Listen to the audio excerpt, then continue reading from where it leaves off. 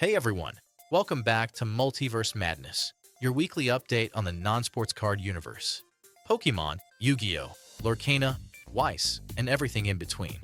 This week, absolute chaos at the top and opportunity everywhere else.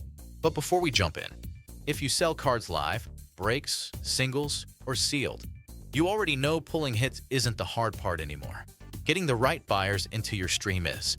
Sellly helps card sellers promote their streams beyond platform algorithms and puts your show in front of real collectors who actually buy, not just other sellers watching silently.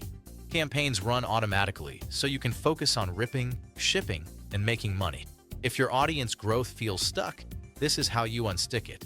Check out selleroy.com after the show. Alright, let's get into the market. The headline this week: a Pikachu Illustrator PSA 10 sale detonated the high end of Pokémon again. And whenever a trophy card moves like that, the ripple effect hits everything below it, especially Premium Modern.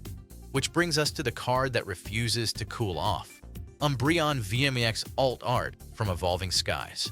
We're still seeing four-figure raw sales, which is wild for a modern card. What that tells you isn't hype, it's shrinking supply. Clean copies are getting graded or locked away. Meanwhile, over in Yu-Gi-Oh, competitive staples are quietly climbing. Not explosive, but steady.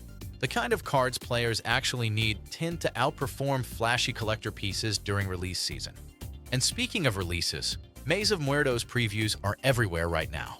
Historically, that's the moment sealed product peaks in interest, right before singles flood the market and prices soften.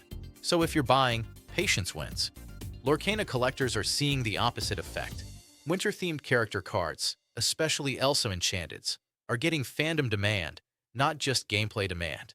Those tend to hold better because people want them regardless of the meta. Grading strategy also matters this week. With turnaround times still meaningful, more sellers are flipping modern hits raw instead of waiting months for a tin that may or may not increase profit. Speed is part of margin now. Quick snapshot: highest volatility, Umbreon VMAX.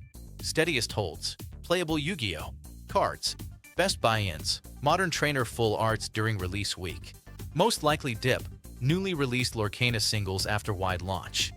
Here's the real takeaway from the week: the hobby is splitting into two markets: museum pieces and tradable collectibles. Most money isn't being made at either extreme. It's being made in the middle: recognizable characters, strong demand, and enough supply to actually move inventory. And whenever mainstream attention spikes at the top, the middle rises next. That's it for this week's Multiverse Madness.